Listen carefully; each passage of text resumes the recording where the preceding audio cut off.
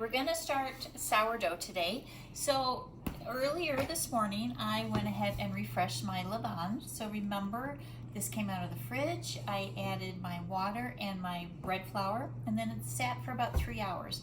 My goal is to work with it and have it done in the 4-hour time frame. So that's why it's perfect mix right now. So we're gonna do the sourdough that is in the textbook, but I want to introduce a new term to you. It's called autolyse. And what happens is this is where you mix dough with half of the flour, and it actually gives the dough time to build up the strength of the gluten, especially when you use a sourdough starter. So what I'm going to do is I have about 6 ounces of flour. I'm going to go ahead and put in my refreshed starter.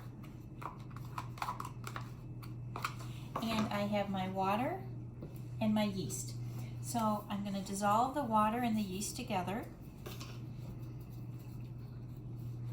And then I'm slowly going to start to add this. This is going to turn out pretty much like a batter. It's going to be quite thin. And then I'm going to let it sit for just 10 to 15 minutes. And again, this really fully hydrates the flour so that I get a beautiful strength so that it can trap all the acidity that's coming from that sourdough starter. Because remember, that was one of the benefits why we do a sourdough, is that we get more gas now, we get acidity, so we need a little bit of a stronger amount of gluten. So this autolyse, again, it's just a term that we use where we do a pre-dough. We're going to let it sit for about 10-15 minutes, and then we're going to come back and mix the dough. Now, we are making sourdough.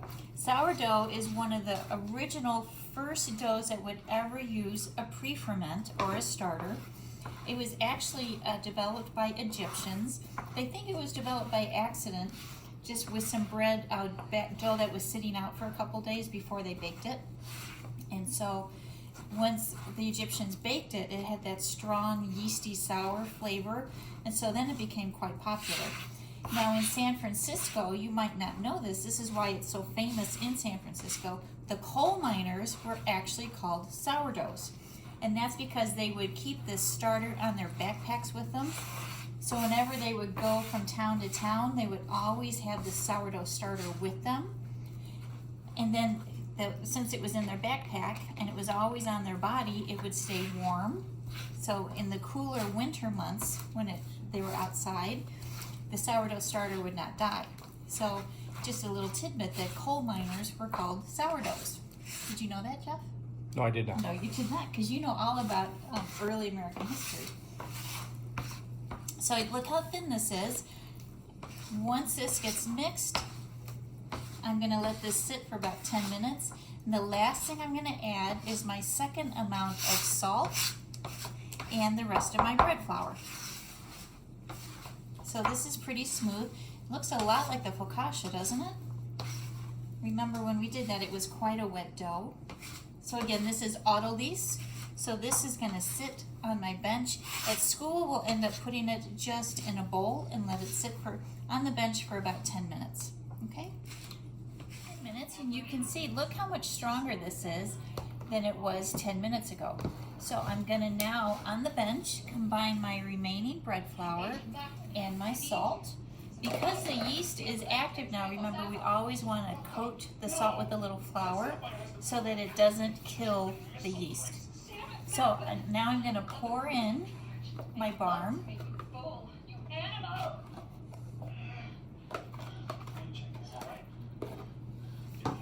So I'm just going to let this sit for 1 second. I'll be right there.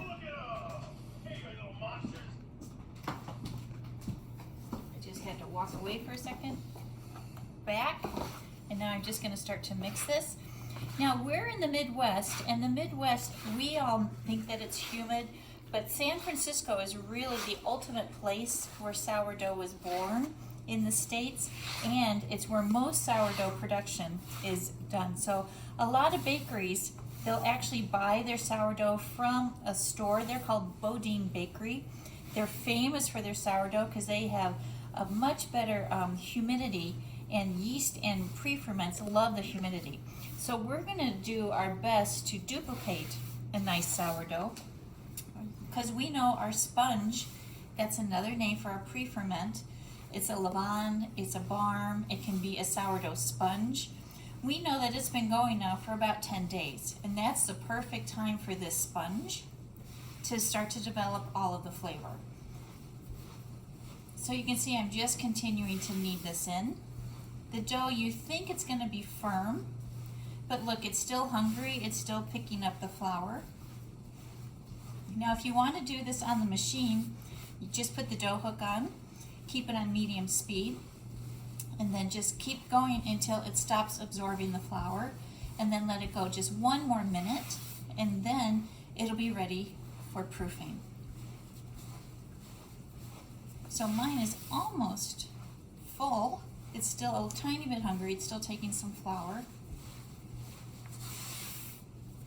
Now this, to make an even better sourdough, I could mix this, I could let it go at room temperature for about 4 to 5 hours, punching it a couple times in between, and then that yeast will even develop more flavor.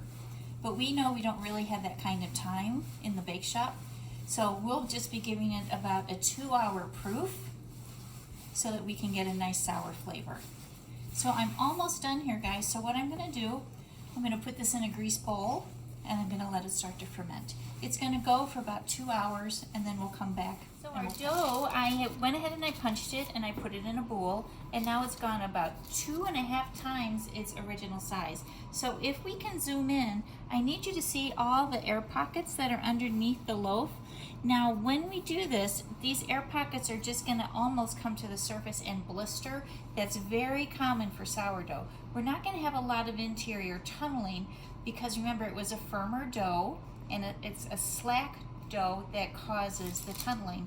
So we'll get blistering on the surface. Now, what we want to do is go ahead and egg whitewash this. This will promote a crunchy outside. You could steam this if you wanted, but the egg white is classic.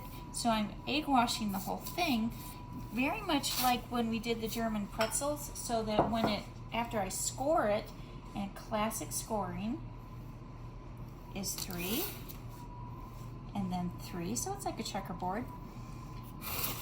So that now this is going to split on the inside, and we'll see the white color, and then we'll get the beautiful golden on the outside. So I need a hot oven. I'm at 475. I'm sorry, I'm at 425. So here we go. We're going to go right on in. And my internal temp is going to be about 200 to 210 degrees. So that's going to take about 30 minutes. In a conventional oven, convection oven, it'll take about 15 to 18 minutes. So we'll check this when it comes out. Okay, let's check our sourdough. Look at it. Look how beautiful it is. So let's take it out. Now look, you can see the blistering in the loaf and tap. You hear that? That's beautiful crunch. And again, that is from the egg white. And so remember, we egg white the whole thing, and then we did the scoring marks. And so this is our classic sourdough bread, guys. So again, this was created with our levain build. The build has been going on for 10 days. So as soon as this is cool, we'll cut it open and we'll be trying it in class. So nice job. This is what we'll be doing.